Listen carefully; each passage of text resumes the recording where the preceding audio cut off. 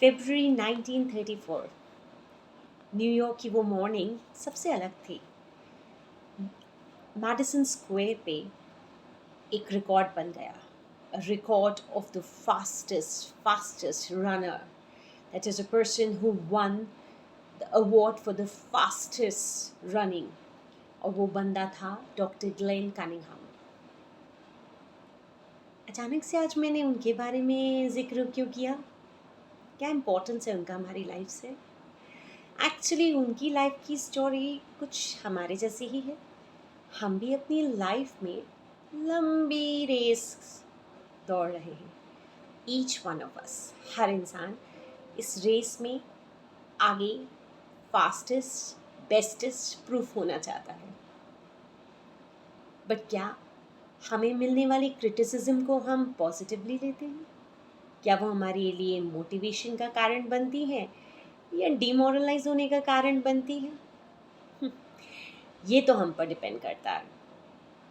जब doctor Glenn Cunningham नाम आप सुनते हैं तो सोचते हैं कोई पावरफुल पर्सनालिटी होगा। कुछ ऐसा नहीं था उनकी लाइफ में। सब कुछ वैसा नहीं था जैसा कि फरवरी 1934 में था। फास्टेस्ट रनर की तरह जाने जाने वाले ग्लेन कनिंघम, जो डॉक्टर ग्लेन कनिंघम की मैं बात कर रही हूँ, इनकी स्टोरी थोड़ी मोटिवेशनल है, या ये कहूँ लाइफ का वो लेसन है जो हम सबको सीखना चाहिए। बहुत छोटी उम्र में डॉक्टर ग्लेन कनिंघम को डॉक्टर्स ने अनाउंस कर दिया था कि he will never be able to use his feet, he will never be able to stand up, he will never be able to walk, he will never be able to even do the small things of his life, because उनका lower abdomen का lower हिस्सा जो है वो खराब हो गया था ड्यू टू सम मिसहैप। और डॉक्टर्स ने कह दिया था कि अब उनकी लाइफ ऐसे ही एक व्हील चेयर पे बीत जाएगी। कहते हैं ना, बीमार इंसान जो है, या वो बीमारी चूज करता है या लाइफ, ये उस पर डिपेंड करता है। और कुछ ऐसा ही हुआ डॉक्टर ग्लेन कनिंघम के साथ। जब वो छोटे थे, इस बीमारी ने उन्हें इस तरीके से परेशान कर दिया कि पेरेंट्स को काम करने जाना पड़ता था और वो अक्सर व्हील चेयर पे पड़े रहते थे। एक दिन उन्होंने डिसाइड किया कि वो जो है उस व्हील चेयर से बोर हो गए हैं। वो अपने घर के फेंसिंग के पास गए और वहाँ पर उन्होंने खुद को फेंसिंग के पास व्हील चेयर से गिरा दिया।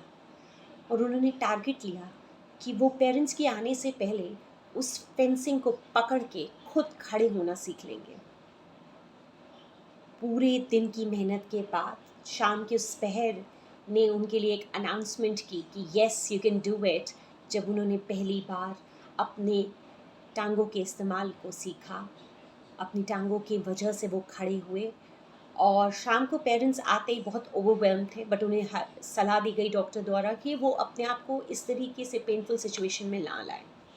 बट वो एवरी डे अपने मोटिवेशन के साथ खड़ा होना शुरू किए।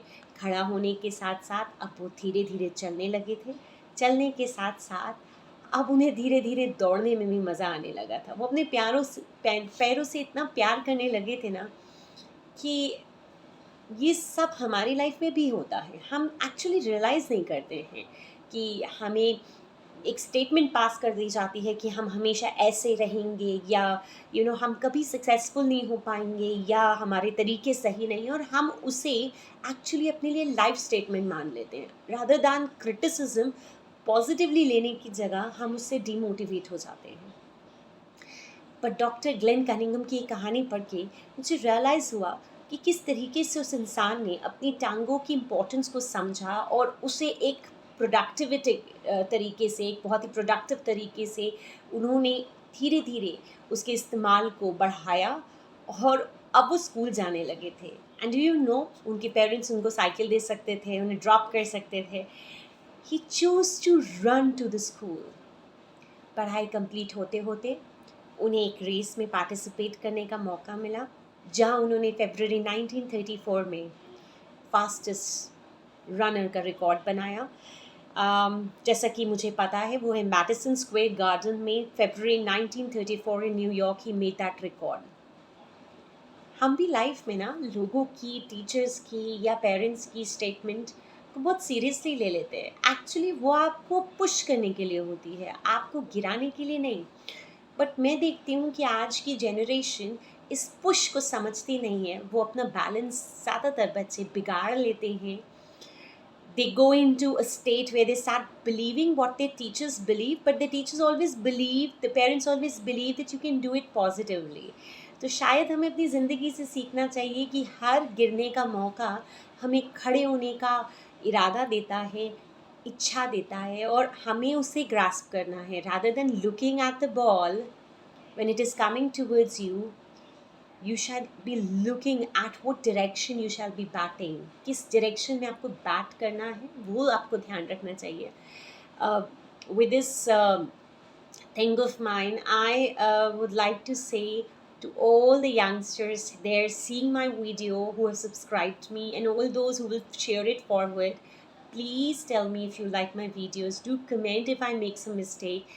Do correct me if there is something wrong.